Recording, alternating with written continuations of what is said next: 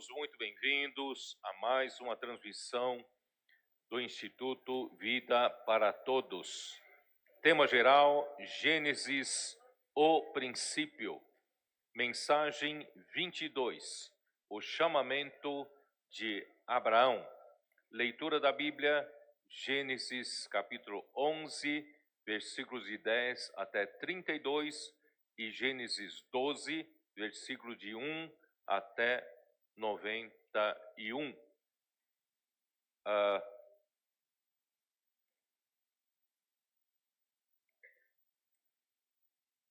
Senhor, perdão. Até o versículo 9, perdão. Na minha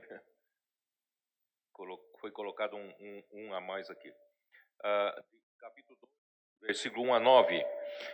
Muito bem, antes de entrarmos nisso, nesse texto, eu ainda queria chamar a atenção para o que nós lemos ontem, 1 Samuel, capítulo 15, que nos dá uma boa indicação, ou melhor, uma boa definição sobre qual é o princípio de servir ao Senhor. Aqui Deus estava ungindo a Saul através de Samuel para que o rei pudesse servir a Deus, segundo a vontade de Deus.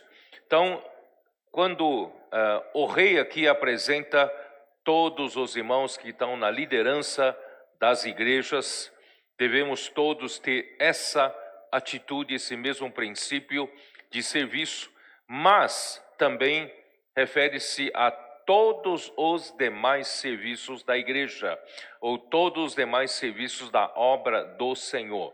Todos nós que somos sacerdotes, que servimos ao Senhor, precisamos prestar atenção para este princípio, que é capítulo 15 de 1 Samuel, versículo 1 diz assim: Disse Samuel a Saul: Enviou-me o Senhor a ungir-te rei sobre o seu povo, sobre Israel. Então, qual foi a primeira recomendação dada por Samuel ao rei Saul para que possa servir de acordo com o coração de Deus? Primeiro item é: atenta, pois, agora às palavras do Senhor. Praticamente é única recomendação: atenta, pois, às palavras do Senhor. Em outras palavras, todos nós que queremos servir ao Senhor ou que estamos já servindo ao Senhor, em qualquer serviço que seja, desde o profetizar até pregação do Evangelho, fazer colportagem e também todos os demais serviços na igreja, precisamos começar com esse princípio: atentar às palavras do Senhor. Atentar significa ouvir diligentemente, como Deus disse ao povo de Israel quando os tirou do Egito, no Monte Sinai. Deus disse, ouvir se diligentemente ouvirdes a minha voz. Então, irmãos, o primeiro item é: nós que queremos servir ao Senhor, devemos ouvir com diligência as palavras do Senhor, ou atentar para as palavras do Senhor. E segundo ponto que me chamou a atenção nesse mesmo capítulo 15, versículo 11: Arrependo-me de haver constituído Saul rei, porque deixou de me seguir e não executou as minhas palavras. Então vou usar essa frase do lado positivo, tá? Quem quer servir ao Senhor, em primeiro lugar, deve atentar às palavras do Senhor e, em segundo lugar, deve seguir e executar as suas palavras. Então, quem quer servir ao Senhor deve atentar às palavras do Senhor e deve seguir ao Senhor, que significa seguir o Senhor?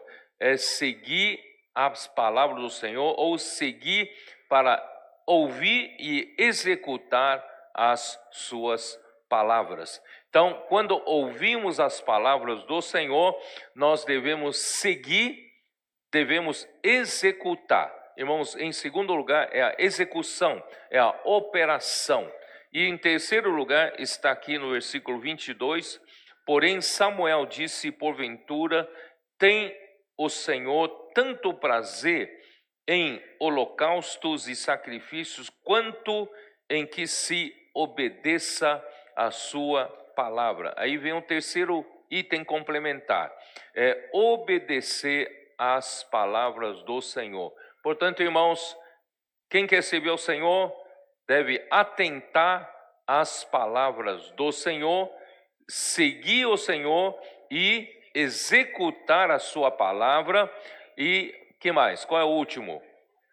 Obedecê-la, obedecer às palavras do Senhor, obedecê-las. Então, se nós devemos ouvir atentamente as palavras do Senhor, devemos seguir e executar as palavras do Senhor. Em terceiro lugar, devemos obedecer às suas palavras, tá? Então, guarde bem isso. Então, para qualquer que seja o serviço, hoje no pequeno grupo de imersão lá embaixo, e nós ouvimos um comportor dizendo que realmente quando nós ouvimos atentamente as palavras do Senhor e nós executamos conforme as suas palavras, a comportagem funciona. O problema é que quando um dia funciona e no outro dia eu penso usar o mesmo que funcionou ontem, hoje já não funciona. Porque nós temos uma facilidade de ficar no automático. Já que ontem funcionou dessa forma, eu vou fazer o mesmo para funcionar hoje. Mas se eu hoje não ouvir atentamente as palavras do Senhor e não executar conforme a palavra do Senhor, seguindo ao Senhor, hoje não funciona. Em outras palavras, na comportagem fica muito evidente quando você está servindo conforme a palavra do Senhor ou não. Mas tem muitos outros serviços que não são tão evidentes assim. Por exemplo, né, na arrumação das cadeiras para uma reunião, né, em preparação de som, preparação para vídeo, né, para qualquer outro serviço, recepção, serviço de mesa do Senhor, qualquer outro serviço, é um serviço técnico. Eu já sei fazer, arrumar cadeira, eu sei fazer, arrumar o salão, eu também sei fazer. Aparentemente, né, não faz diferença eu ouvir atentamente as palavras do Senhor ou não. Mas, irmãos, espiritualmente faz muita diferença. Pode ser que você, até arrumando as cadeiras, conforme as palavras do Senhor, seguindo o Senhor, obedecendo a palavra do Senhor, você tem feito com os irmãos imersão na palavra, gritos de guerra, você inculca a palavra do Senhor, até mesmo arrumar as cadeiras, quem sabe o Senhor opera coisas sobrenaturais nas cadeiras que você arruma. Não acredita nisso? Quem sabe aqueles que vão sentar nas cadeiras que você arruma, o Senhor, o quê? Toca no coração deles, só porque você arrumou as cadeiras conforme as palavras do Senhor. Portanto, irmãos, todos os serviços, né, que nós prestamos ao Senhor, nós devemos obedecer às palavras do Senhor. E a obediência vem ouvir atentamente as palavras do Senhor e em seguida seguir o Senhor. Ouvir a palavra é para seguir o Senhor, e seguir o Senhor é para executar as suas palavras. E graças a Deus hoje o Senhor nos acrescentou muitos valentes de Davi, esses principalmente estão nos ajudando a executar, na execução, na operação, né, dos vários serviços da obra do Senhor. Então, que o Senhor possa cada vez mais nos aperfeiçoar e formar uma igreja extremamente engajada na luta pelo reino. Nós não temos muito tempo, somos trabalhadores da última hora, temos uma só hora para fazer a vontade de Deus, né, acontecer aqui na terra. Portanto, vamos fazer com que cada hora de serviço nosso seja uma hora, né, de valor, uma hora bem valiosa, bem eficiente, né? Por isso eu disse lá embaixo, os colportores que se acomodaram, né, eles fazem já as coisas por fazer, não tem a mesma eficiência daqueles que realmente lutam, né, pelo reino, aqueles que estão fazendo por visão, pela palavra do Senhor, e um colportor e outro gastam o mesmo tempo na rua. Esse mesmo tempo pode produzir quase nada e pode produzir muita coisa para o Senhor. Portanto, irmãos, como guerreiros do Senhor, soldados do reino, vamos fazer cada hora nossa valer, né, o máximo que pode valer na luta pelo reino do Senhor, tá bom? Então, graças ao Senhor, e hoje também recebi, graças ao Senhor, uma notícia de que hoje de manhã, domingo de manhã, vocês sabem que a África do Sul está à nossa frente, 5 horas na frente, já tiveram reunião de manhã, tiveram 51 irmãos presentes em Johannesburgo, né? Então, graças ao Senhor, o Senhor está abençoando. E também recebemos notícia de uma reunião maravilhosa também em Toyota, no Japão. Toyota não é só o nome de um carro, é uma cidade, tá? Toyota, ali, graças ao Senhor, muitos irmãos estão sendo ali, né, reunindo, e muitos alguns japoneses nativos estão conhecendo a vida da igreja. Coisa maravilhosa. Então vamos dar sequência ao nosso estudo aqui de Gênesis. Vamos para capítulo 11, tem alguns versículos que precisamos terminar. Capítulo 11, de versículo 10 em diante, aqui fala: são estas as gerações de Sem. Ora, ele era da idade de 100 anos, quando gerou a Arfaxade, 2 anos depois do dilúvio. Alguns me perguntaram se não poderia algum dos filhos, né, com a sua esposa grávida dentro da arca, né? Mas eu disse, pelo menos eu não sei, a Bíblia não registra isso, mas registra que, né, o Sem teve um filho 2 anos depois do dilúvio, portanto não foi engravidado dentro da arca, né? Foi depois, são 2 anos depois, né? Sem. Depois que gerou a Arfaxade, viveu Sem 500 anos e gerou filhos e filhas. Muito bem, então, o descendente de Sem. Sem significa nome. Provavelmente, Sem era o primogênito. Provavelmente, naquele tempo, já havia, né, dado atenção para o nome. Em outras palavras, quem iria dar sequência ao nome do patriarca, ao nome da família.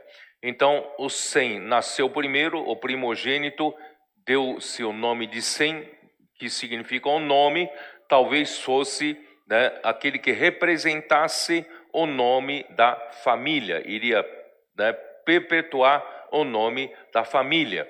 Então, é possível também, tá? Eu estou falando tudo isso com uma possibilidade, porque quando vocês se lembram, quando Cã se expôs à nudez do pai, Cã expôs a fraqueza do pai, aí isso já vinha, eu comentei, já vinha de uma insatisfação dentro de si, talvez no relacionamento, ou mesmo relacionamento dentro da arca. Vocês sabem que não é fácil passar um ano e 17 dias dentro da arca, e tendo que todo mundo tem que trabalhar muito. Imagina só a quantidade de animais lá dentro, quantidade de aves, quantidade de répteis, e todos precisam ser alimentados. Quem os alimenta? Noé só tinha 3 filhos e 3 noras, né? Então, irmãos, o trabalho era muito, muito grande. E quem é que fazia limpeza? Né? Ali tinha que fazer limpeza. Então, certamente, irmãos, esse um ano junto, com muito serviço, trabalhando junto, um se acotovela, né, no outro. Irmãos, muitos atritos, muito problema de relacionamento. Irmãos, a arca representa Cristo, e nós, a vida da igreja está em Cristo, estamos dentro da arca. E estamos tão juntos um do outro, irmão, é capaz de a gente se atritar um com o outro, não é? É ou não é? Ué, estamos todo o tempo juntos. Hein, amigo? Todo o tempo estou olhando para a tua cara. Né? A gente está servindo junto, fazendo as coisas junto, almoçando, jantando, muitas vezes juntos, né? Servindo ao Senhor juntos. Será que isso não cria atritos, isso não cria conflitos? Não cria dificuldades entre nós? Hein? Mas graças a Deus, a palavra, a água da palavra nos lava, não é? Nós somos santificados pela lavagem de água da palavra. Então, quanto mais nós desfrutamos da palavra, olha a importância da palavra até nisso.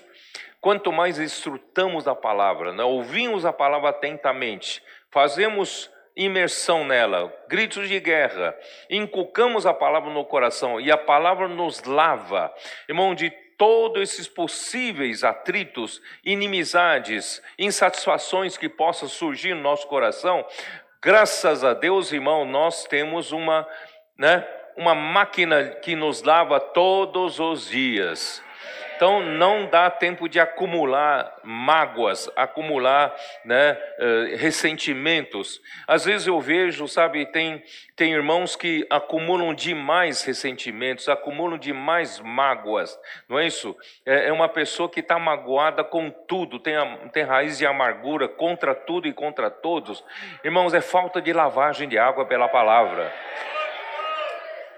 Vamos viver mais alegre, não cheio de ressentimentos, cheio de mágoas, cheio de insatisfações no coração, né? Vamos deixar com que essa palavra nos lave. A gente fica mais leve, não fica? E a gente olha só o lado positivo dos irmãos. Você passa a amar os irmãos, né? Irmãos, essa sim é a vida maravilhosa da igreja. Convivemos junto, mas nós não temos mágoas, não temos ressentimento. Pelo contrário, nós amamos cada vez mais uns aos outros, né? Somos companheiros na luta pelo reino. Cada vez mais engajados, cada vez mais companheiros, né? Cada vez mais nós somos verdadeiros amigos, verdadeiros irmãos, né? E soldados na luta pelo Senhor. Graças ao Senhor por isso. Portanto, irmãos, quem sabe também, por causa disso, Cã quis sempre dizer para os filhos, não é, vamos dizer assim, não é justo, né, sem ter nascido primeiro, ele dá um nome. Tanto é que o Nimrod, primeira coisa que ele fez na Torre de Babel, é para o quê? Para divulgar o nome dele, o nome do homem. Essa exaltação ao nome, quem sabe, já surgiu na questão de Deus, de Noé e a esposa terem dado o nome de Sem para o filho mais velho, tá? Então isso, né? Aqui diz, viveu Tera, onde estou? Vamos já chegar direto para Tera, porque toda essa leitura de genealogia, irmãos, não tem muito o que comentar, tá? Vamos lá para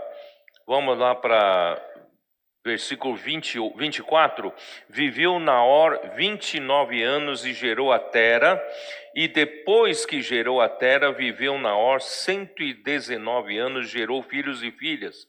Versículo 26, viveu Tera 70 anos e gerou a Abraão, a Naor e a Harã. Então Tera teve 3 filhos, Abraão, Naor e Harã. São estas as gerações de Tera. Tera gerou a Abraão, a Naor e Harã gerou a Ló. Morreu Harã na terra de seu nascimento, em Ur dos Caldeus, estando Tera, seu pai, ainda vivo. Então aqui tem uma indicação de que Abraão nasceu em Ur dos Caldeus, tá? E Harã, um dos filhos de Tera, o irmão de Abraão, morreu ainda, né, estando Tera vivo, o pai vivo. Morreu então Harã e deixou o filho, deixou Ló, né, como filho, e Tera acabou cuidando de Ló, né, porque Ló estava sem pai. Versículo 29. Abrão e Naor tomaram para si mulheres. A de Abrão chamava-se Sarai, e a de Naor, Milca, filha de Harã, que foi pai de Milca e de Isca. E interessante aqui falar, Sarai era estéril, não tinha filhos. Então vou comentar alguma coisa aqui. Primeiro nome, Ur. Eles estavam em Ur dos Caldeus. Ur significa luz ou labareda. Luz ou labareda era uma cidade ao sul da Babilônia, na Mesopotâmia, a parte do sul, tá? No Iraque atual. E Ur foi o centro de adoração à lua. Isso quem nos fala é o Strong, né? Em Ur havia um centro de adoração à lua. Muito bem. Então, irmãos, a Babilônia fica entre 2 rios, né? Rio Eufrates e Rio Tigre. O Iraque atual, né, está ali.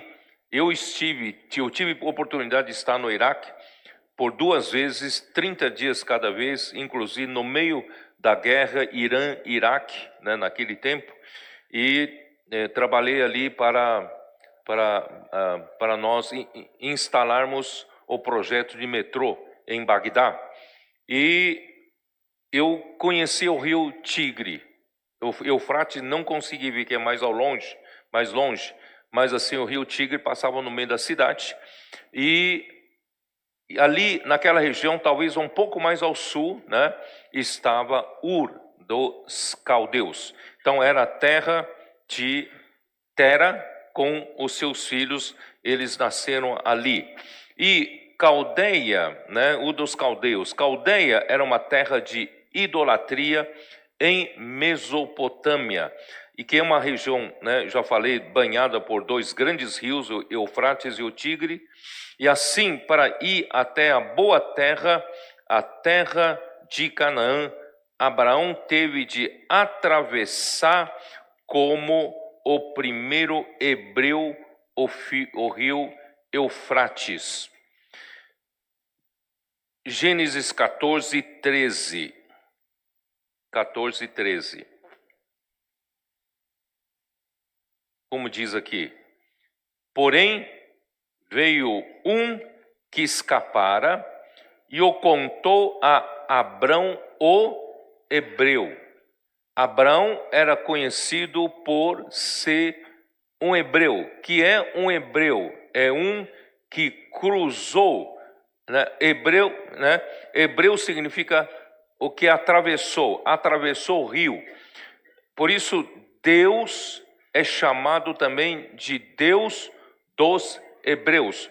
Deus dos que atravessaram o rio Eufrates e foram até a terra de Canaã. Isso está em Êxodo capítulo 9.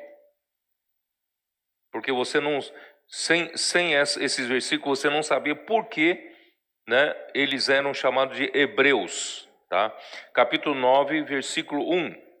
Disse o Senhor a Moisés: apresenta-te a Faraó e dize-lhes: assim diz o Senhor, o Deus dos hebreus, deixa aí o meu povo para que me sirva. Então o povo de Israel era conhecido por hebreus. Por quê? Porque Abraão foi o primeiro hebreu, o primeiro que atravessou o rio Eufrates e cruzou o rio Eufrates para ir até a terra prometida. Versículo 13: disse o Senhor a Moisés: levanta-te pela manhã cedo, apresenta-te a Faraó e dize-lhe: assim diz o Senhor, o Deus dos hebreus, deixa aí o meu povo para que me sirva. Irmãos, por que é importante Deus ser chamado de Deus dos hebreus?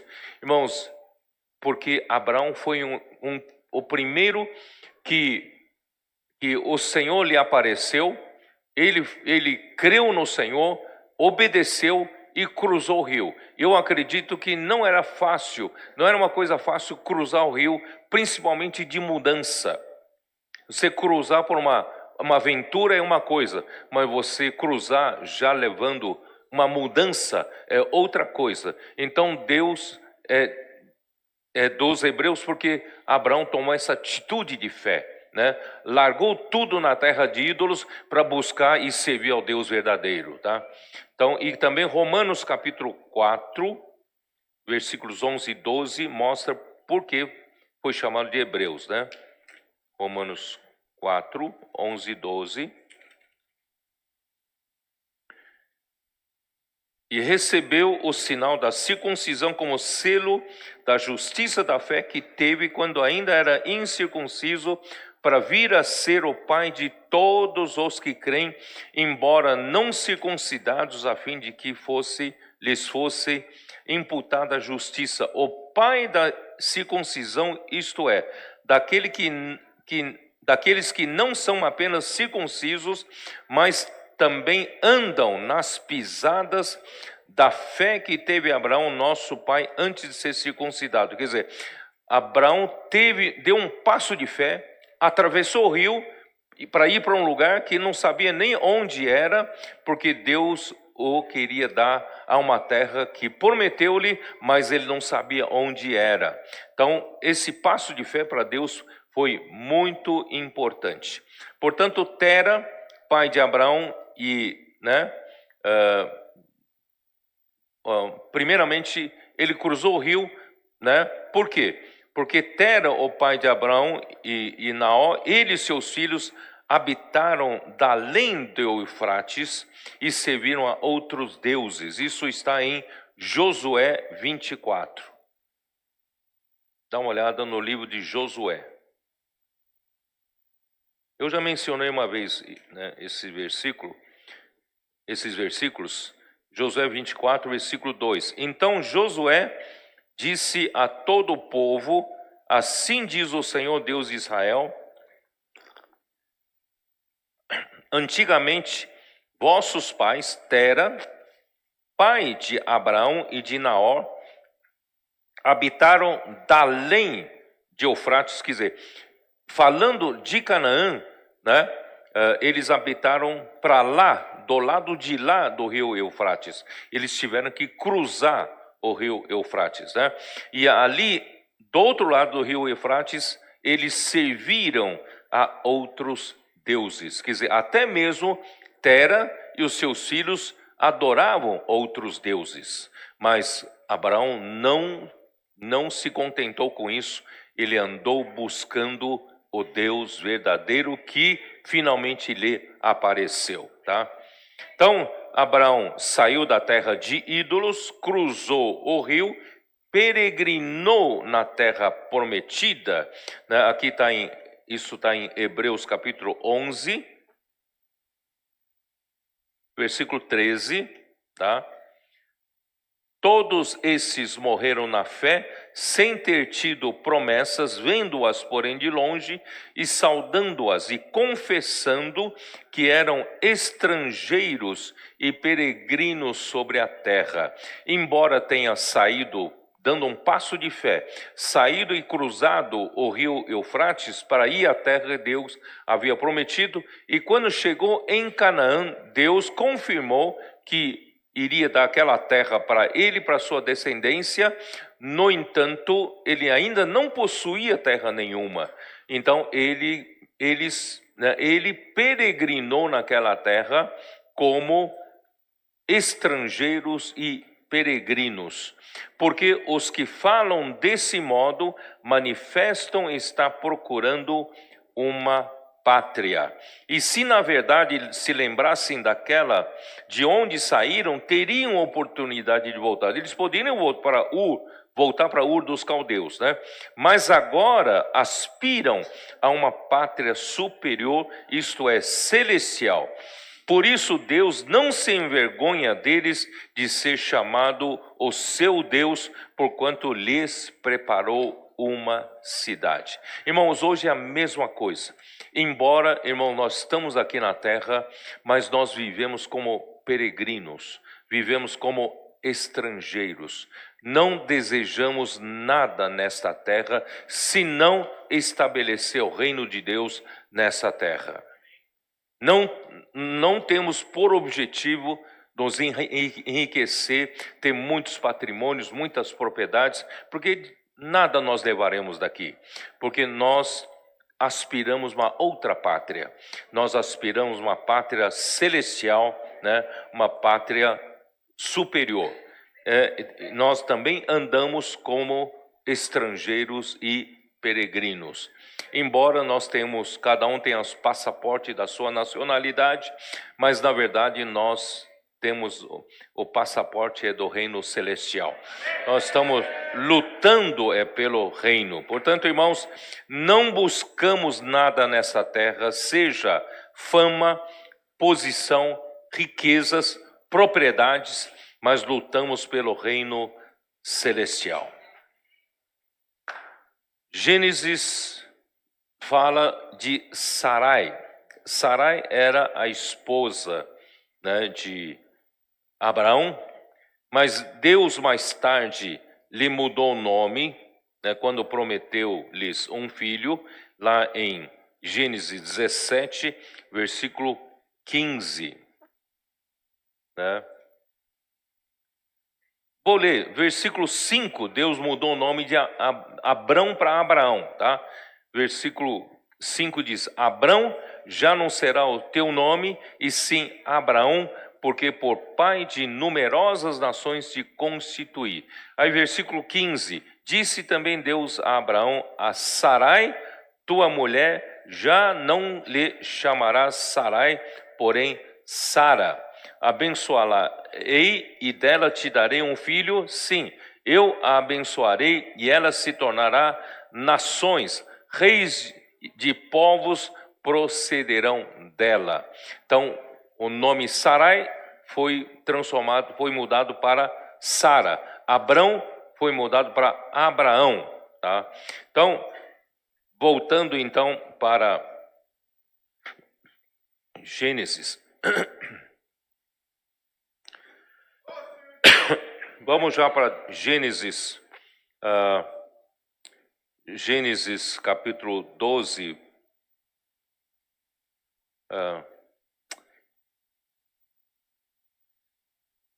Deus prometeu, né, fazer de Abraão uma grande nação, isso está em 12:2. De ti farei uma grande nação e te abençoarei. Mas antes disso, eu queria, né, ler com vocês que quando, no capítulo 11 ainda,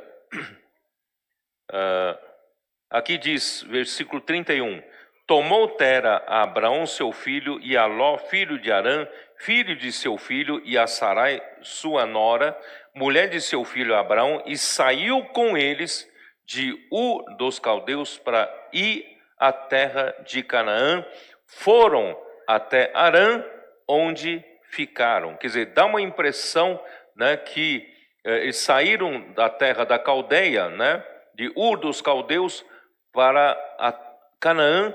Parece que a iniciativa foi do pai de Abraão, Tera, tá? E para ir até Canaã, só que pararam no meio do caminho até Harã.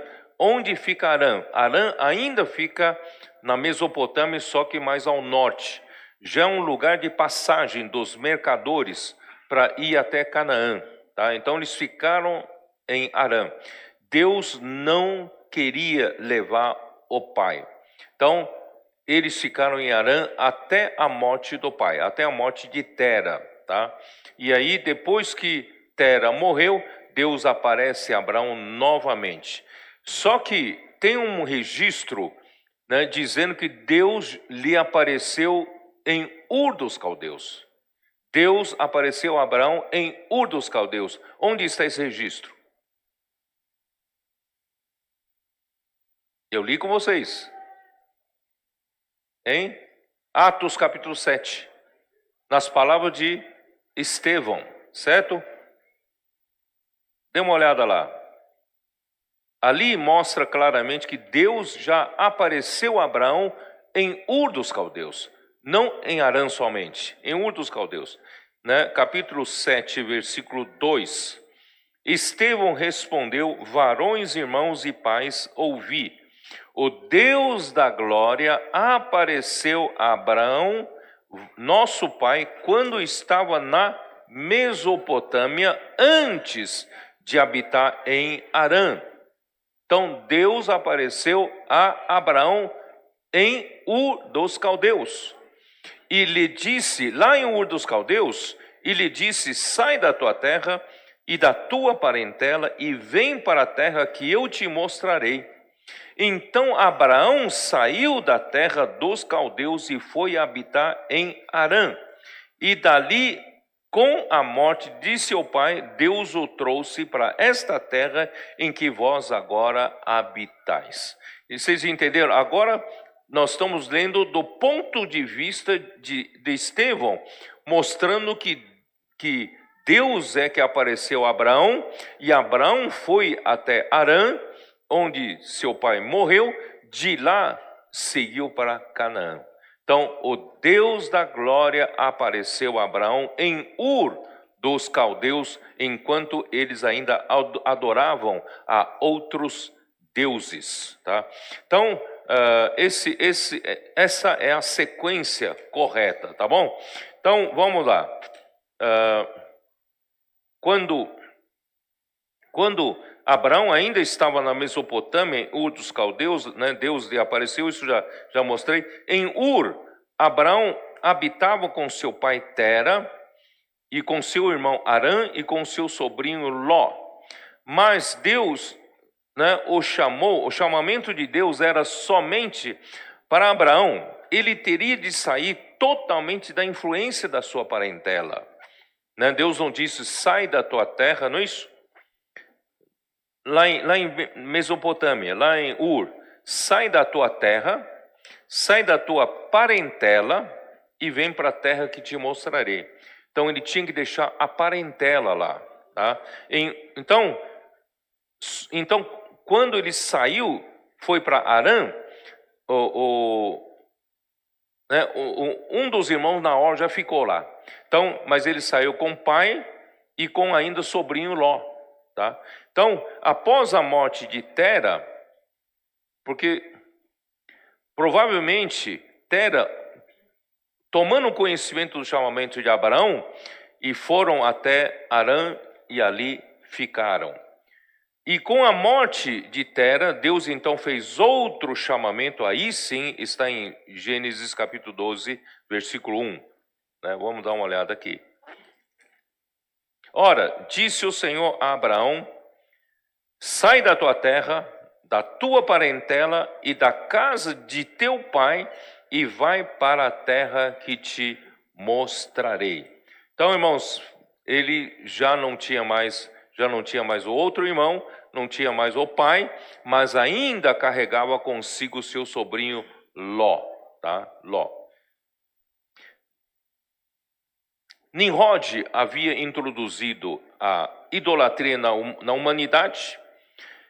Portanto, na época de Abraão, todos daquela geração adoravam ídolos, eram idólatras, eram, né, adoradores de outros deuses. Então, isso nos mostra, né, o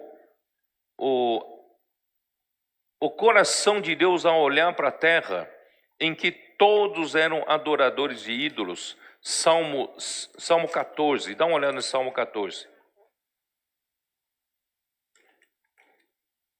Salmo 14.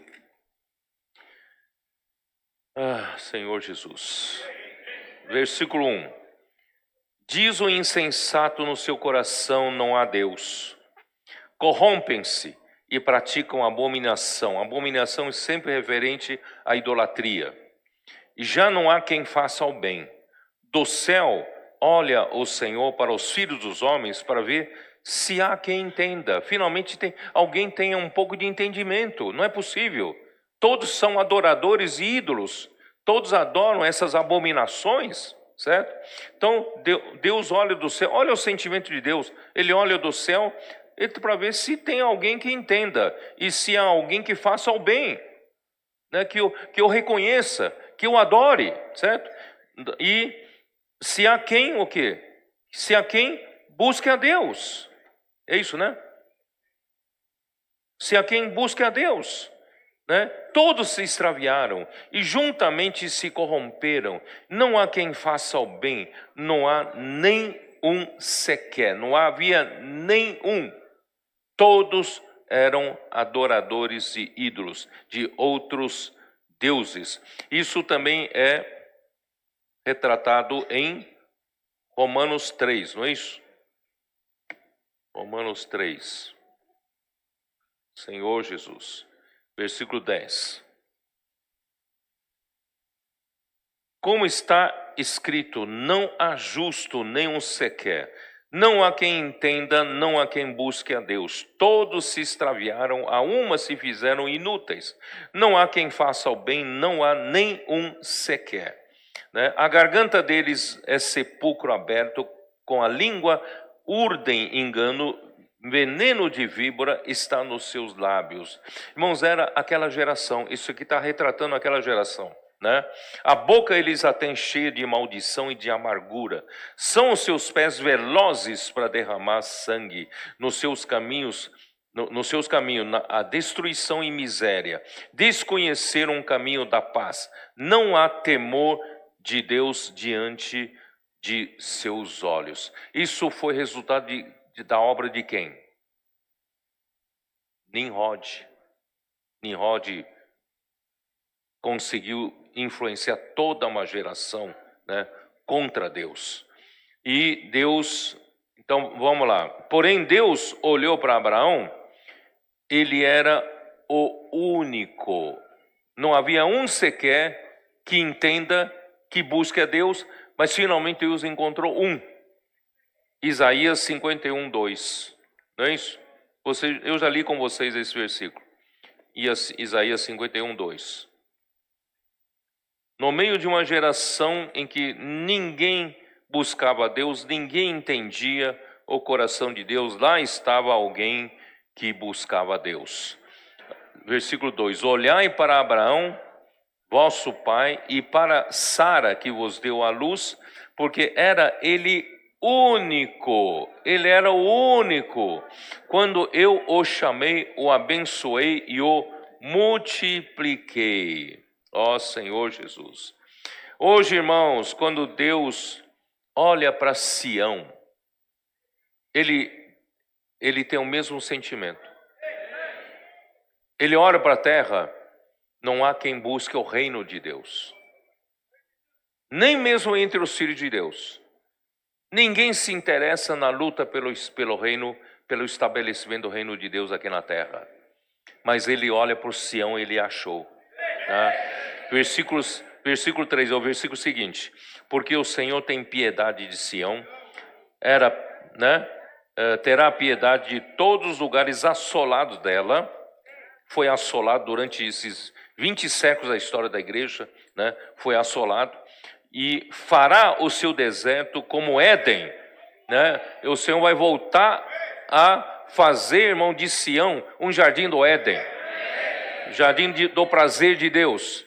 Você não está tendo esse antegozo do Éden na vida da igreja? A alegria voltou, o prazer voltou, andar na presença de Deus, né, seguindo a sua palavra, né, esse tempo voltou, aleluia. E fará o seu deserto como Éden e a sua solidão como o jardim do Senhor. Regozijo e alegria se acharão nela, ações de graças e som de música. Aleluia, que hoje Deus está olhando para o Sião, Ele está vendo as pessoas aqui que lutam pelos interesses do Senhor. Ele não vê pessoas que só vivem pelos seus próprios interesses, cada um buscando adorar ídolos para benefício próprio. Nós não. Graças ao Senhor, Deus hoje tem um Sião aqui que luta pelo seu reino. Mesmo em face da morte, não amaram a sua própria vida. Esse é o nosso, né? E também, ó Senhor Jesus, vamos dar uma olhada também em Números capítulo 9. Números, capítulo 9, versículo 6.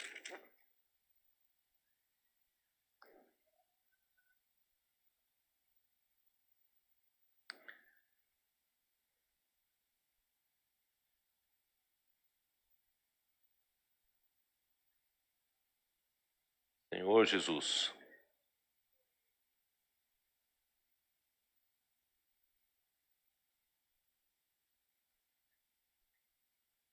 Perdão, não errei de versículo, não sei agora. Depois eu acho por vocês. Então, vamos voltar lá para Gênesis 12. Neemias, né? Tá, então deve ser Neemias mesmo. Deve ser Neemias. É Neemias, sim. Vamos lá. Neemias 9. Senhor Jesus. Neemias 9, versículo 6. E diz o que?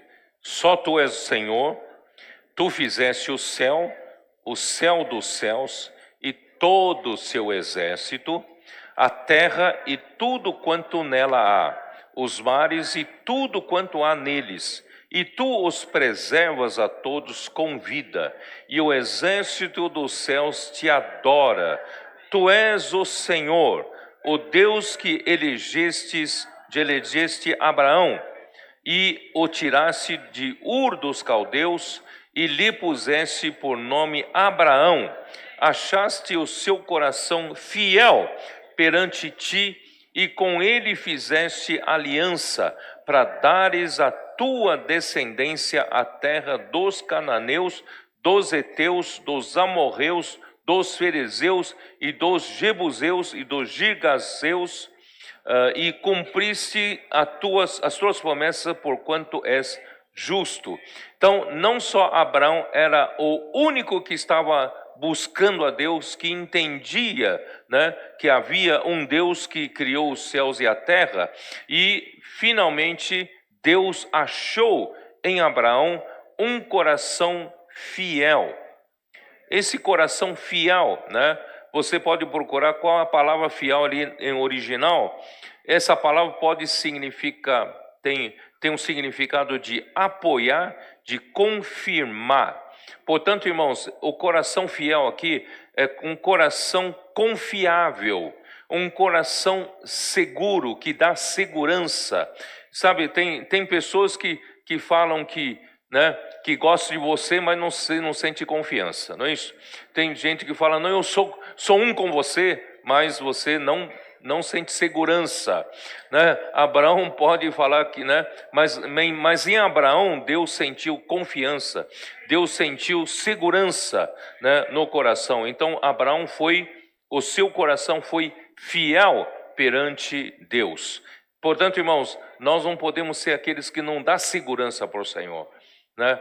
Se nós amamos ao Senhor, queremos servir ao Senhor, lutar pelo reino, vamos lutar com um coração absoluto, não um coração hesitante, ainda um pé num barco e pé no outro barco. Ele quer o Senhor, também quer os próprios interesses, servindo o Senhor para enriquecer-se, servindo ao Senhor para ganhar outra, né?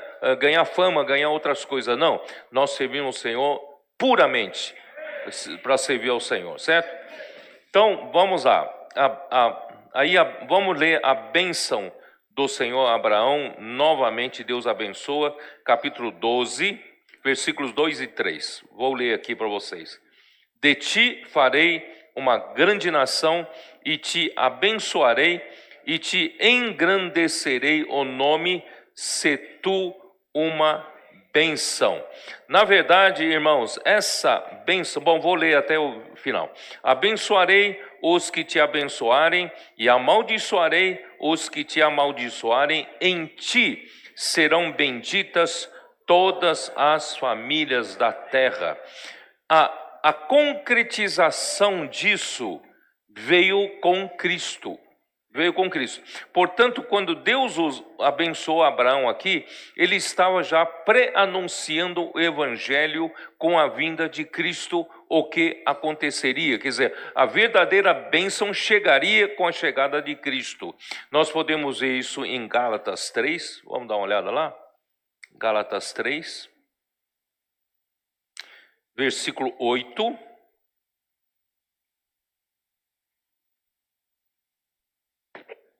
Ora, tendo a Escritura previsto que Deus justificaria pela fé os gentios, pré-anunciou o evangelho a Abraão: em ti serão benditos todos os povos, de modo que os da fé são abençoados com o crente Abraão. Quer dizer, essa bênção, a promessa veio com a bênção, e essa bênção só se tornaria real com a vinda de Cristo, tá? Então, a Escritura havia previsto que Deus justificaria pela fé os gentios. Quer dizer, irmãos, nós do nada fomos justificados por Deus em Cristo. Se não tivesse vindo Cristo, irmãos, nós não teríamos nenhuma participação dessa bênção que foi dada a Abraão. Mas hoje, irmão, por causa da vinda de Cristo, nós todos recebemos a bênção. Quando você, num partido do pão, numa reunião do partido do pão, você recebe um pedaço de pão e um pouco de cálice, certo? O que você está experimentando ali? Nós não podemos tomar o pão, né, e beber do cálice de qualquer jeito. Por isso que toda vez que eu recebo aquele pão e o cálice, irmãos, eu sempre louvo ao Senhor pela sua morte. Porque tudo isso é feito em memória da morte de Cristo. Porque a morte de Cristo, irmãos, trouxe uma boa nova para todos nós, uma nova esperança para Deus. Porque depois que o homem caiu em Gênesis capítulo 3, Deus só andou remendando as coisas. Porque ele só vai conseguir colocar a coisa em ordem com a vinda de Cristo. E não só com a vinda de Cristo, é com a morte de Cristo. Então, irmãos, a morte de Cristo encerrou uma era em que Deus estava de mãos atadas. Porque todos nós pecamos, todos nós nos tornamos pecadores, nós nos afastamos de Deus, nós nos desconectamos de Deus. E não tem o que fazer, Deus não consegue fazer nada, porque sem o derramamento de sangue não há perdão dos pecados. Graças a Deus, irmãos, a morte de Cristo nos trouxe perdão dos pecados. A morte de Cristo nos trouxe a maldição, nos tirou da maldição e nos trouxe a bênção. Por isso, irmãos, toda vez que partimos o pão, na reunião do Partido do Pão, irmãos, temos que lembrar da morte de Cristo. Porque a morte de Cristo traçou um limite aqui, ó. Deus então finalmente resolveu o problema do velho homem, do homem pecador e do perdão dos pecados. Irmão, pela morte do Senhor, Deus nos deu a eterna redenção. E a ressurreição de Cristo, irmão, nos trouxe um novo dia, uma nova esperança. Finalmente, irmão, nós podemos viver pela vida de Deus, graças à morte de Cristo. Sem a morte de Cristo, irmão, nós estaríamos fadados a viver pela natureza pecaminosa. Não tínhamos saída. Graças a Deus, irmãos, pela morte de Cristo, pela ressurreição de Cristo, e hoje nós temos um novo começo, né? Hoje nós vivemos na nova criação, não é isso? No novo homem. Portanto, irmãos, Deus nos deu a bênção por causa da morte de Cristo. E hoje inicia-se, né, eu e você, gentios, não teríamos participação nenhuma, né, do povo de Israel, mas em Cristo nós hoje fomos justificados por Deus.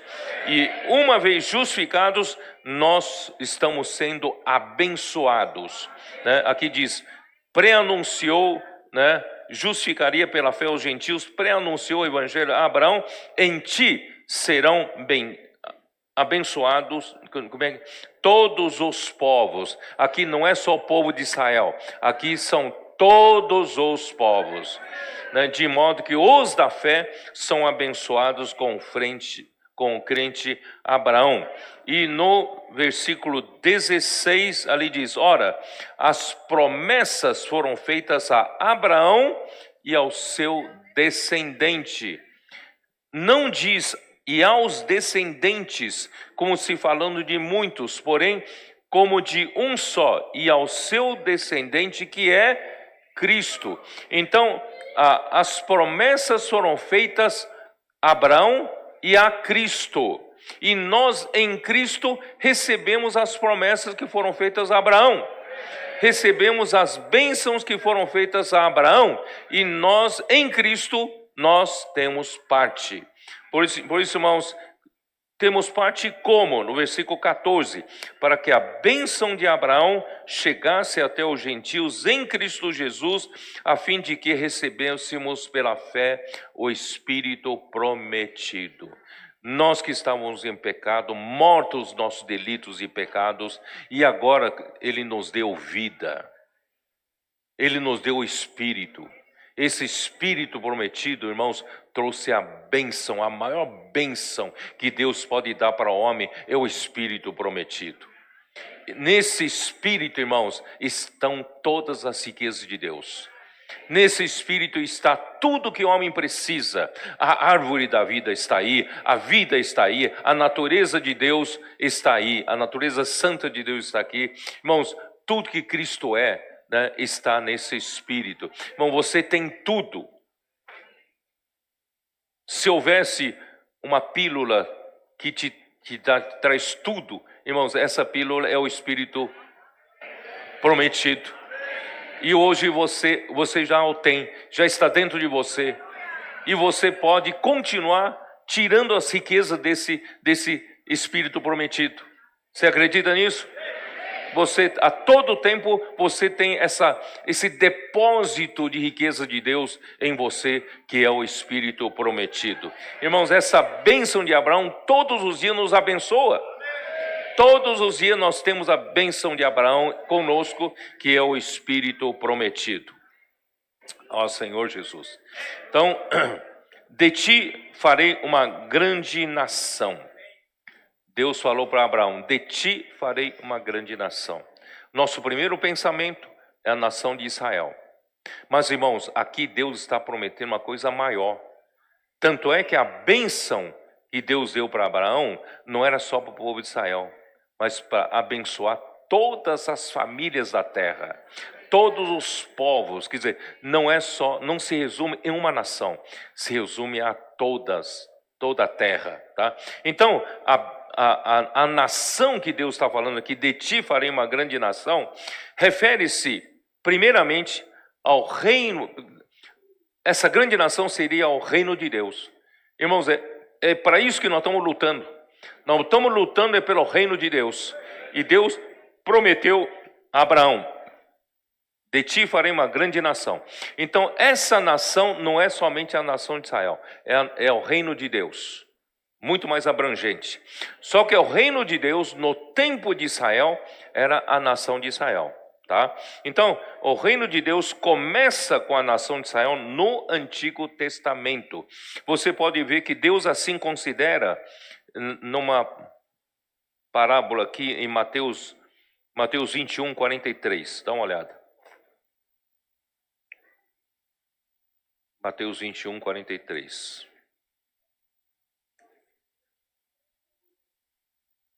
Portanto vos digo, porque no versículo anterior, né, Jesus fala assim: a pedra que os construtores rejeitaram. Quem são esses construtores? Os judeus, líderes judeus. Eles rejeitaram essa pedra. Que pedra? Quem é essa pedra? É Cristo. Eles rejeitaram, essa veio a ser a principal pedra angular para a edificação do reino de Deus, né? Isso procede do Senhor e é maravilhoso aos vossos olhos.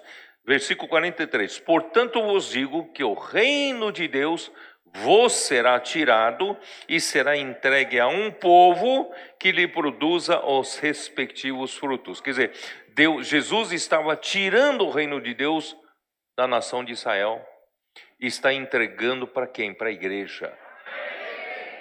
Então é uma mudança de dispensação.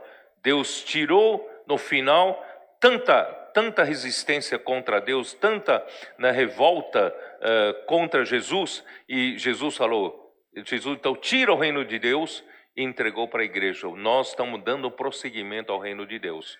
Então a igreja é a realidade do reino dos céus, né? Aqui na terra, do reino de Deus no Novo Testamento. Nós podemos ver isso em Mateus 16, versículo 18.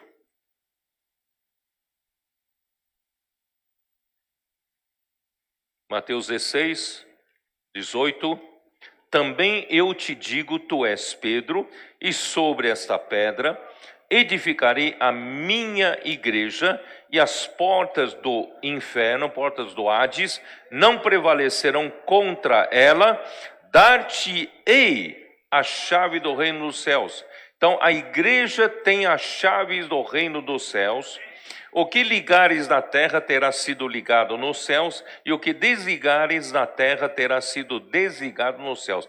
Então foi entregue à igreja a chave do reino dos céus. Então a igreja dá prosseguimento ao reino de Deus, tá?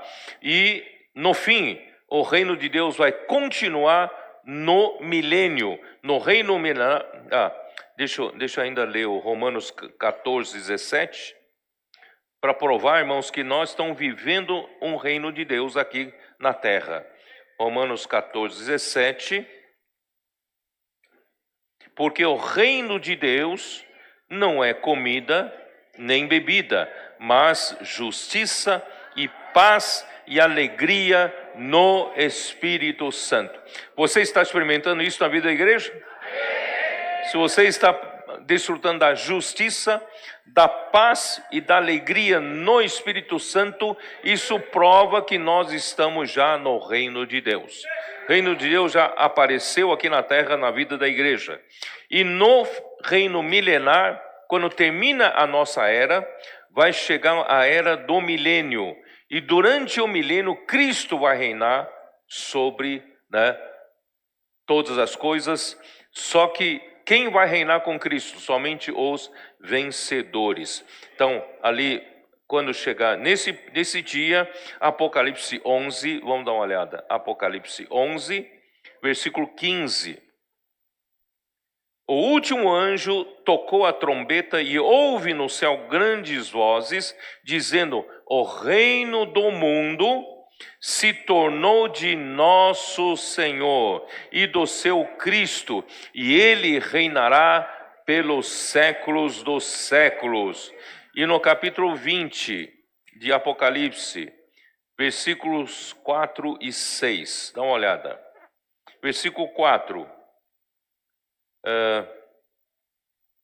Vi também tronos, e nesses sentaram-se aqueles aos quais foi dada a autoridade de julgar, e ainda as almas dos decapitados por causa do testemunho de Jesus, bem como por causa da palavra de Deus, tantos quantos não adoraram a besta, nem tampouco a sua imagem, não receberam a marca na fronte e na mão, viveram e reinaram com Cristo durante 1000 anos. Versículo 6, bem-aventurado e santo é aquele que tem parte na primeira ressurreição. Sobre esses, a segunda morte não terão autoridade, pelo contrário, serão sacerdotes de Deus e de Cristo e reinarão com ele os 1000 anos. Irmãos, aqui são 1000 anos depois da nossa era, 1000 anos virão, Cristo vai reinar. Aí sim é o reino de justiça, reino da paz. Hoje, irmãos, o governo humano ainda é cheio de injustiça, cheio de corrupção, né? Mas vai vir um reino durante 1000 anos. Cristo vai reinar em justiça, né? e paz, né? Sobre a terra. Então, tudo isso faz parte do reino de Deus. E quando terminar os 1000 anos, Satanás será solto e provocará uma última grande rebelião, só que Cristo vai derrotar e Satanás será lançado definitivamente no lago de fogo, e juntamente com ele, o último inimigo a ser lançado é a morte.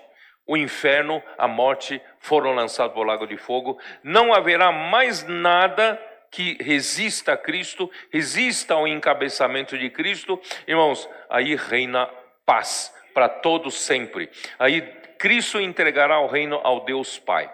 Deus Pai vai reinar por toda a eternidade. Então, irmãos, nós estamos lutando por esse reino. Ainda não aconteceu na nossa era Cristo, né, ainda ter esse reino sobre a igreja. Então, quem é de Sião, vamos lutar para que Cristo possa governar pelo menos sobre o Sião, governar sobre a igreja, encabeçar a igreja, né, através da palavra. Por isso, irmão, nós pregamos o evangelho do reino através da palavra. E os nossos colportores estão levando livros que contêm evangelho do reino, para que o evangelho do reino seja pregado a toda a terra e o reino se estabeleça aqui na terra. Mateus 24, 14 diz o quê? E será pregado este evangelho do reino a toda a terra habitada, ou todo mundo, por todo o mundo, para testemunha a todas as nações, então virá o fim. Nós queremos apressar o fim, a vinda do fim. Para isso, nós precisamos pregar o evangelho do reino. Nossos colportores, nossos missionários, irmãos e irmãs da igreja, né, estão pregando o evangelho do reino. Para isso, o Senhor vai voltar, né? Ó Senhor Jesus. E em Gálatas 3, versículo 8, Gálatas 3, versículo 8, eu li, né? Aqui diz, na verdade, em ti engrandecerei o nome, se tu uma bênção, é o evangelho anunciado a Abraão, em ti serão abençoados todos os povos, de modo que os da fé é que são abençoados com crente Abraão. A bênção de Abraão, irmão, chegou até os gentios em Cristo Jesus, a fim de que recebêssemos pela fé o Espírito prometido. E também já li, isso está em Gálatas 3,14. E as promessas foram feitas a Abraão e ao seu descendente Cristo, e assim a promessa foi concedida a todos os que creem. Se você crê, você recebe a promessa juntamente com a benção. Irmãos, abençoarei os que te abençoarem, amaldiçoarei os que te amaldiçoarem, em ti serão benditas todas as famílias da terra. Irmãos, todo aquele que abençoar o povo de Deus, seja um indivíduo, seja uma nação, é abençoado, né? Seja a nação de Israel ou igreja, e todo aquele que abençoar receberá benção. Você sabia disso? Devemos perceber que com Abraão aconteceu uma virada. De Adão, a raça criada, Deus fez uma virada com Abraão e foi para a raça eleita, raça chamada, raça de a nação de Israel. Então, né, com Abraão houve como é que chama? Um turning point, um ponto de virada, certo? Veio a raça adâmica, e quando chega em Abraão, ganha uma esperança. A raça chamada, e essa raça chamada veio a nação de Israel. Porém, com relação às promessas, irmãos, acontece uma outra virada. A partir de Abraão, Deus não só usou Abraão para levantar uma nação de Israel, mas em termos de bênção, de promessa, Deus então usa Abraão para abençoar toda a raça humana. Em ti serão benditas todas as famílias da terra. Então essa virada foi tremenda, porque ele visava Cristo quando nascesse, né, através da mulher, uma semente da mulher.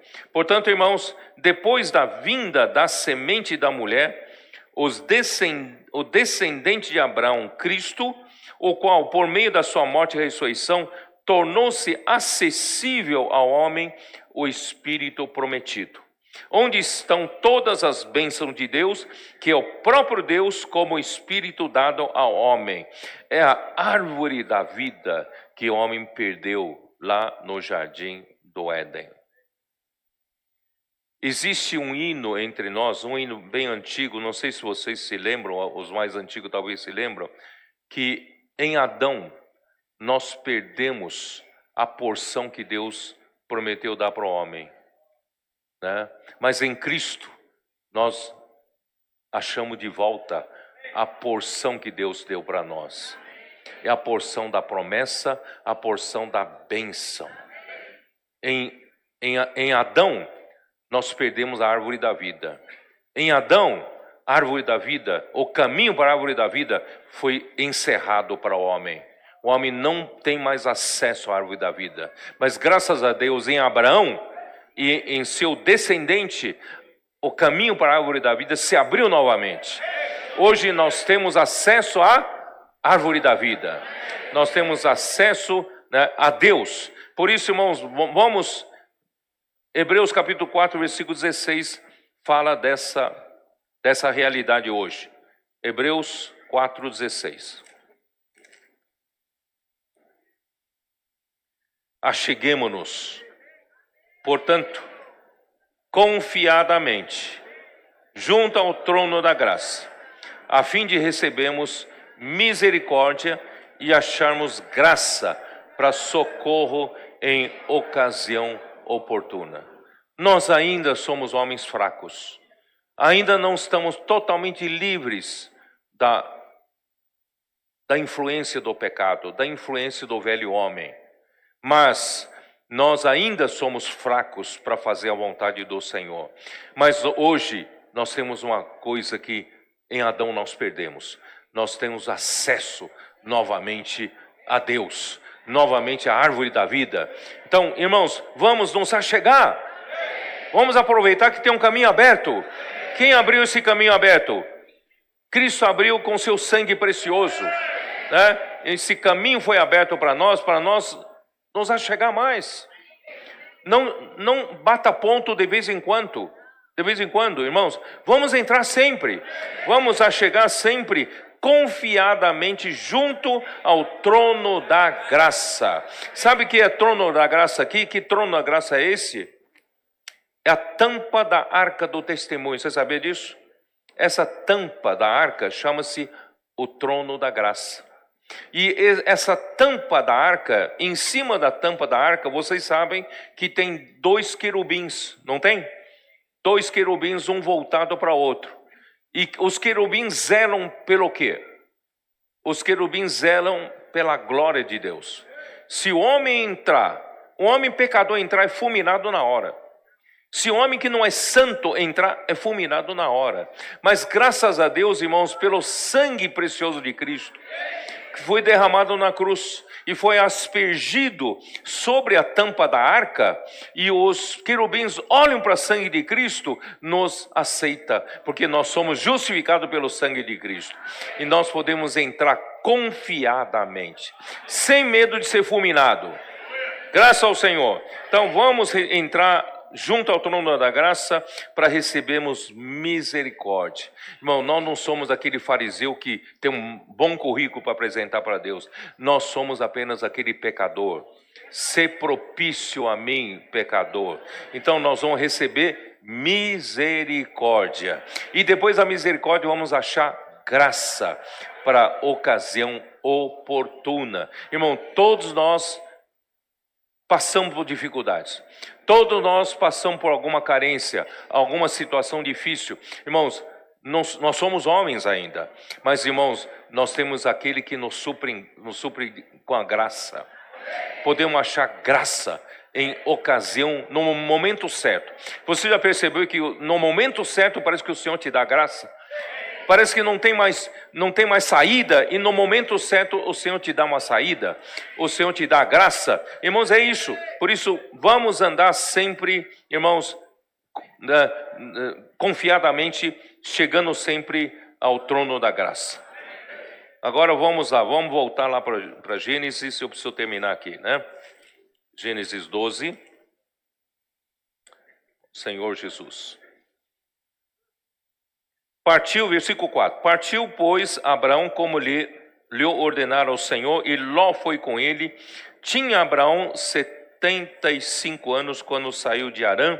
Levou Abraão consigo a Sarai, sua mulher, a Ló, filho de seu irmão, e todos os bens que haviam adquirido, e as pessoas que lhe acrescentaram em Harã. Partiram para a terra de Canaã e lá chegaram. Tá? Então, irmãos, quando chamado, né, Abraão obedeceu a fim de ir para um lugar que devia receber por herança, né, isso está em Hebreus capítulo 11, versículo 8, nós já lemos, mas vou ler outra vez para vocês.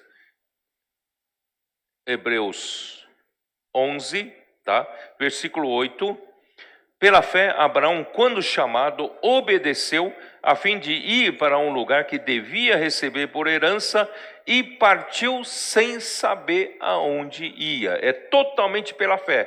Irmãos, hoje é a mesma coisa. Hoje o Senhor falou, irmão, nós partimos.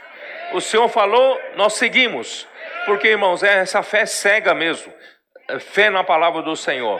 E Deus se agrada com isso, né? Então aí ele partiu e foi. E onde ele foi? Vamos lá.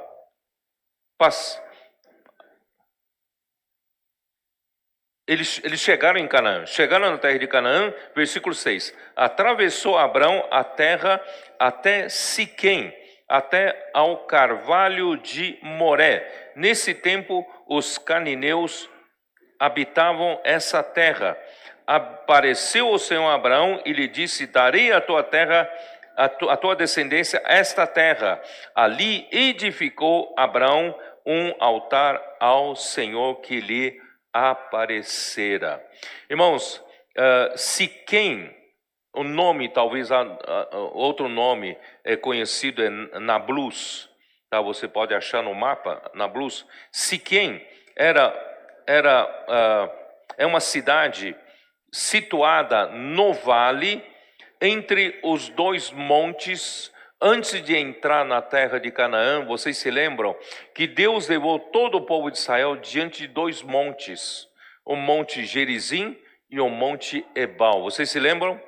E Deus falou para o povo de Israel escolher sempre a bênção, porque um monte, o Gerizim, significa a bênção, e o monte Ebal significa maldição.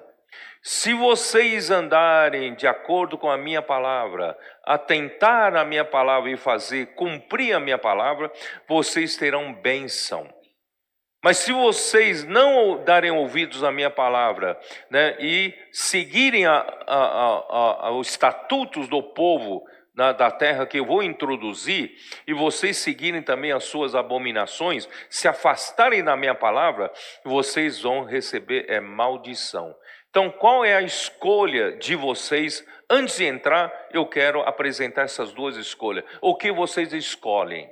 Irmãos, sempre diante de nós está Deus coloca duas alternativas. Deus coloca a bênção, Deus coloca a maldição. E a bênção, irmão, está sempre em ouvir atentamente a palavra do Senhor e obedecer a palavra do Senhor e executar segundo a sua palavra. Irmão, nós vamos ter sempre bênção.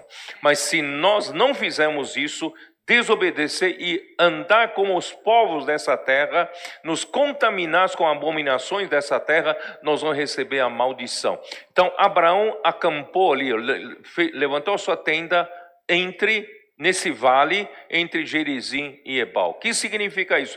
Deus estava dando também uma oportunidade de escolha para Abraão. Abraão, eu te trouxe para essa terra que eu vou dar para ti e para a tua descendência. Agora você tem uma escolha dentro de você, tá? Então, o que vocês escolhem? A bênção e a vida. Não escolham a maldição e a morte. Vão escolher sempre a bênção, tá? Então foi ali que o Senhor apareceu a Abraão e disse: darei à tua descendência esta terra. Então finalmente Deus confirmou: Abraão, você chegou na terra. Você chegou na terra que eu te prometi. É esta terra que eu vou te dar a ti e a tua descendência. Então o que Abraão fez? Abraão edificou um altar ao Senhor, né? Então a primeira coisa que ele fez é oferecer sacrifícios para o Senhor, como consagração, como agradecimento, né, ao Senhor. E os cananeus serviam aos seus deuses sobre... por que isso, irmãos? Aqui, ó. Carvalho de Moré. Carvalho, por que carvalho de Moré? Carvalho é uma grande árvore, né? Antigamente eles colocavam aquelas grandes árvores sempre como uma referência para os viajantes. Mas é mais do que isso. Debaixo de toda árvore frondosa, entre os cananeus, ali eles adoravam seus ídolos, tá? Então, vocês, vamos dar uma olhada em Deuteronômio 12. Deuteronômio 12. Deuteronômio 12, versículos 2 e 3. Destruireis por completo todos os lugares onde as nações que ides desapossar serviram aos seus deuses, sobre as altas montanhas, sobre os outeiros e debaixo de toda árvore frondosa. Debaixo de uma grande árvore, ali estavam, né, onde estavam... era o lugar para eles servirem a esses ídolos. Deitareis abaixo os seus altares e despedaçareis as suas colunas e os seus postes ídolos, queimareis e despedaçareis as imagens esculpidas aos seus deuses, apagareis o seu nome daquele lugar. Então, debaixo de uma árvore frondosa estão esses postes ídolos, essas imagens esculpidas, né? Então, o Senhor agora trouxe Abraão para um lugar e ele não seguiu adorando esses outros deuses, ele levantou um altar ao Deus verdadeiro, tá? Então, ali Deus apareceu a Abraão e prometeu dar aquela terra para sua descendência, lembrando ainda, irmãos, que ele não tinha filhos. Eu darei a ti esta terra onde você está, a ti e a tua descendência. Mas ele pensa, mas o senhor sabe que eu não tenho filho, e a minha mulher é estéril. Irmãos, é muito interessante, mas Abraão não falou uma palavra. Abraão creu no Senhor, né? Então, essa reaparição fortaleceu a sua fé, deu-lhe a confirmação de que havia chegado à terra da promessa de Deus. Assim, pela fé, Abraão peregrinou, vou voltar àqueles versículos de Hebreus 11, Abraão peregrinou na terra da promessa como em terra alheia. Vamos lá, vamos ver, vai. Hebreus 11, versículos 9 em diante, vamos lá. Pela fé, peregrinou na terra da promessa como em terra alheia, habitando em tendas com Isaque e Jacó, herdeiros com ele da mesma promessa. Ora, Deus que criou os céus e a terra, lhe havia prometido aquela terra. Deus confirmou, é aqui que eu vou dar essa terra para ti e para a tua descendência. Mas ele habitava em tendas. Ele não tinha um título de propriedade.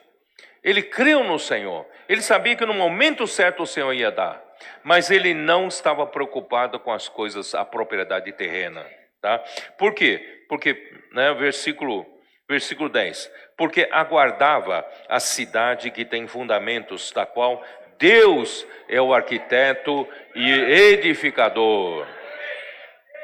Irmãos, então ele, sabe, Deus prometeu a terra para ele, mas o coração dele não estava naquilo. Não estava nas riquezas da terra, na propriedade da terra, no patrimônio. Ele não tinha essa preocupação, ele só queria servir ao Deus verdadeiro. Mas eu acho que isso deve ser o nosso coração. Não vamos nos apegar às coisas terrenas, nos apegar a um patrimônio, a uma propriedade, não é? Tudo que nós temos, se o Senhor nos der, é para servir ao Senhor. Esse é o espírito dos investidores do reino. Tudo é para o avanço da obra, né? Pregar o evangelho do reino, para que o reino de Deus se estabeleça um dia mais cedo. Irmãos, se o Senhor puder usar o meu dinheiro para isso, né? A minha propriedade para isso, irmãos, está bem usado. Eu quero lutar por isso, né? Então esse coração de Abraão, irmão, tem que estar em todos nós. Em contraste aos adoradores de ídolos, Abraão edificou um altar ao Senhor, ao Deus verdadeiro. Aí então vamos terminar ali, né? Ele disse Siquém, ele foi para onde? Siquém partiu Abraão e foi para...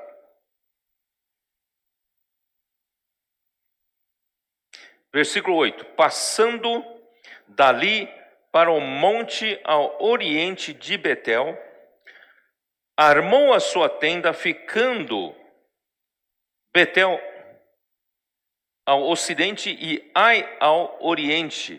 Ali edificou um altar ao Senhor e invocou o nome do Senhor. Eles seguiam mais ao sul, tá? Chegou mais ao sul, aqui ó, e foi até ao monte, ao oriente de Betel, armou a sua tenda, ficando Betel ao ocidente e Ai ao oriente, né? Betel ao ocidente, Ai ao oriente, ali edificou um altar ao Senhor, tal. Betel significa o quê? Casa de Deus. Vocês se lembram do sonho de Jacó? Jacó, quando ele, perseguido pelo seu irmão Esaú, ele fugiu de casa, e fugiu de casa, cansado de viagem, achou uma pedra e deitou ali, e Deus reapareceu.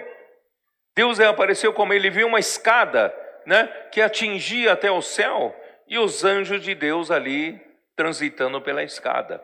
Ele, quando acordou, ele falou: puxa, quão temível esse lugar. É a porta dos céus, é a casa de Deus. Então, ali mudou o nome de Luz, a cidade mudou o nome de Luz para Betel. A Betel é a casa de Deus. E Ai, sabe o que significa Ai? Significa um montão de ruínas, um amontoado de ruínas. Irmãos, aqui está uma outra escolha. Você quer edificar a casa de Deus? Ou você quer amar o mundo? Tudo que você tem no mundo é um montão de ruínas. Não tem edificação. A edificação, irmãos, só tem na igreja. Tudo que você conseguir fazer no mundo é um montão de ruínas. Quando você vai embora, não leva nada. Mas a edificação da igreja permanece. Vai levar para a vida eterna. Você vai conseguir levar o que você fizer aqui. Portanto, irmãos, nós vamos... Em Siquém, Abraão estava entre os montes Gerizim, que significa bênção, e Ebal significa maldição, ou é vida ou é morte. E agora ele armou a sua tenda entre a casa de Deus e um amontoado de ruínas. Em todas as fases da nossa vida, estaremos sempre diante de uma escolha. o que você escolhe. Você escolhe a bênção de Deus, então escolha a casa de Deus.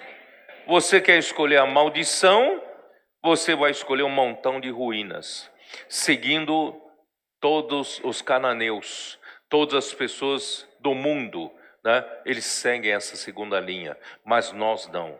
Nós somos aqueles que preferem a bênção de Deus, viver no Espírito, o Espírito prometido, e também nós preferimos edificar a casa do Senhor. Não escolha a vida fácil. É muito mais fácil, irmãos, no mundo, sabe, não servir ao Senhor. Esse negócio de servir ao Senhor na igreja é muito complicado. Eu prefiro, né, ser próspero na minha vida profissional, minha vida no mundo, adquirir riquezas, dar conforto à minha família, meus filhos, né? Nós temos casa de campo, casa de verão, veraneio, casa do inverno, né? Casa de praia, temos carro aqui, temos, né? Nós temos, né, de tudo aqui. Eu prefiro trabalhar para isso. Irmãos, no fim das contas você vai ver, é um montão de ruínas. Quando você pensa que está dando o melhor para sua esposa, o seu casamento acaba. Você pensa que está dando o melhor para os seus filhos vão para drogas, vão para o mundo, certo? No fim, você vai ver a sua vida, fica só você e um montão de ruínas. Você quer essa vida? Lutou a vida inteira para isso? É vaidade de vaidades. Vamos fazer a nossa vida ter valor. Lutar pelo reino de Deus, pela edificação da casa de Deus. Não é, a nossa vida nunca vai ser uma vida de ruínas. Nós vamos ter uma vida de alegria, de paz, né? De justiça. Aleluia. Então, irmãos, aleluia. Ali edificou Abraão um altar ao Senhor, invocou o nome do Senhor. Irmão, a nossa postura vai ser sempre de um pecador que foi perdoado graças ao sangue do Cordeiro de Deus e que nós vivemos pela fé, obedientes à sua palavra, para lutar pelo reino de Deus. Nós dependemos do Senhor a todo momento. Por isso nós invocamos o nome do Senhor. Ó Senhor Jesus, esse é a nossa postura. E Abraão, por fim, seguiu ao sul em direção ao Neguebe. Na outra mensagem vamos explicar um pouco melhor. Ele foi mais à direção ao sul, tá? Então, que o Senhor, irmãos, nos faça sempre fazer a escolha certa. Sempre, irmãos, vamos servir ao Senhor, atentando para as suas palavras. Vamos servir ao Senhor, não é isso? Sempre executando a sua palavra, seguindo ao Senhor e obedecendo a sua palavra, nós estaremos no caminho da escolha da bênção e da edificação da casa de Deus. Deus os abençoe. Amém.